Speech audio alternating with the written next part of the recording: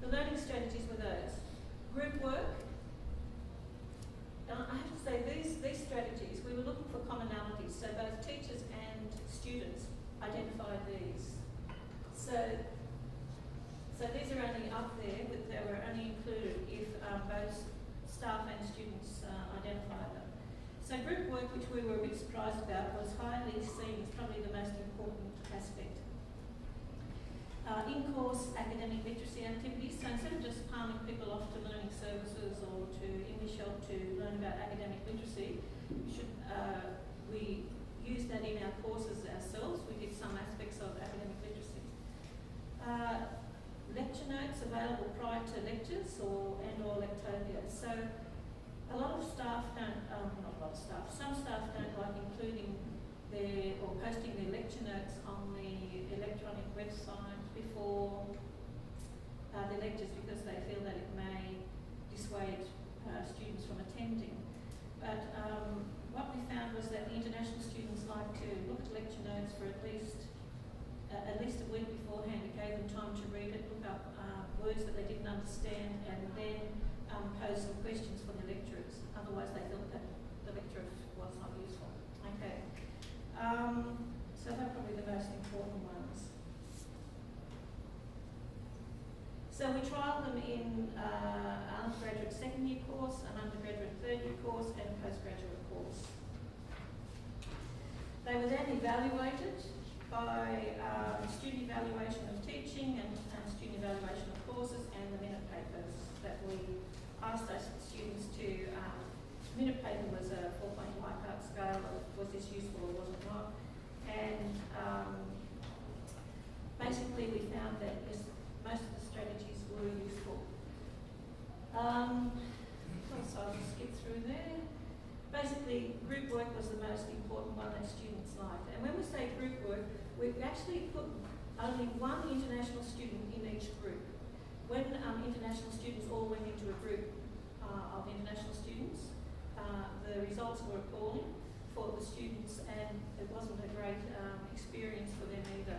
But when they went on one person in a group, they were able to had to talk more, they had to work more, and they actually learned more about assessment and the courses with the other students. Sharing and discussing, they because it's nursing, they are able to bring in their different cultural aspects in the discussions about care for people, and that's important within our courses because we look after people from all different nationalities and cultures and religions. I've already spoken about that. And in summary, dissemination.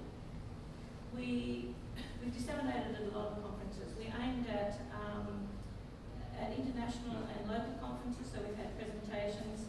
We've been a little bit slow in our writing. We've actually submitted 2 papers, one on the PAR, on the PAR, and one on, of course, the use of group work. And I think I'm probably over time, am I? All right. So internally, we've presented within the school, and the strategies are going to be taken up within the school across the whole 3 campuses. That the feedback from students was very positive. They felt very good about being asked to ask their opinion about their education, and they felt they were very clear in saying or vocalising what the problems were, and the appreciation of participating in the evaluation of the trial of the strategies was useful. So we've been able to present it in-house and have it taken up, and we've also presented at 2 international conferences and a couple of national conferences. So that was...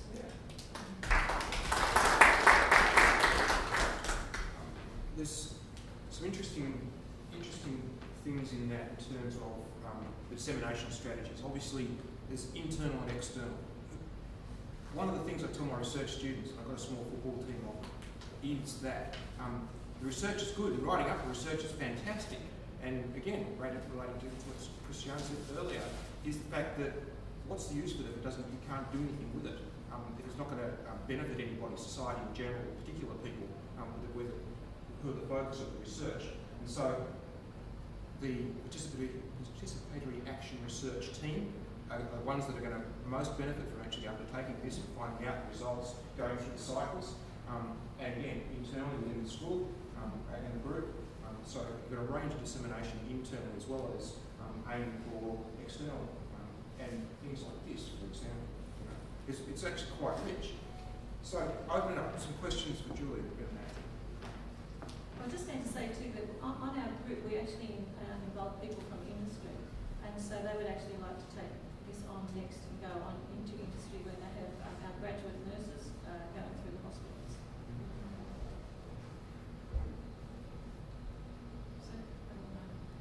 What do you think? The question is sort of coming to mind about dissemination. When you're saying involving industry there, were you saying that they were involved as action researchers as well, or you were actually researching information from them, or? No, they actually came into our staff group because when we have students go on placement, they go to the actual hospitals, and we have facilitators who are what we would call sessionals or casuals. They aren't considered to be the normal academic staff, and they're often employed by industry themselves. So we asked them for the issues that they had with our students, and particularly the loss of language, I think, was probably significant. And they actually want to use that for their, they want to take this research into their areas and do it through with their new grads. So industry meaning industry stuff, nursing stuff. And can I ask about the multiplier, the eight times? Is that, have you got documentary evidence of that, or is that the students overall figuring in terms of their amount of time it takes them? That was a consistent number that they came up with. It was between 6 and 8 times as long as. So if we asked the students to read a paper that may take 10, 15 minutes, the international students wouldn't do it. There was just no way. They would probably get through maybe about the first 4 or 5 paragraphs.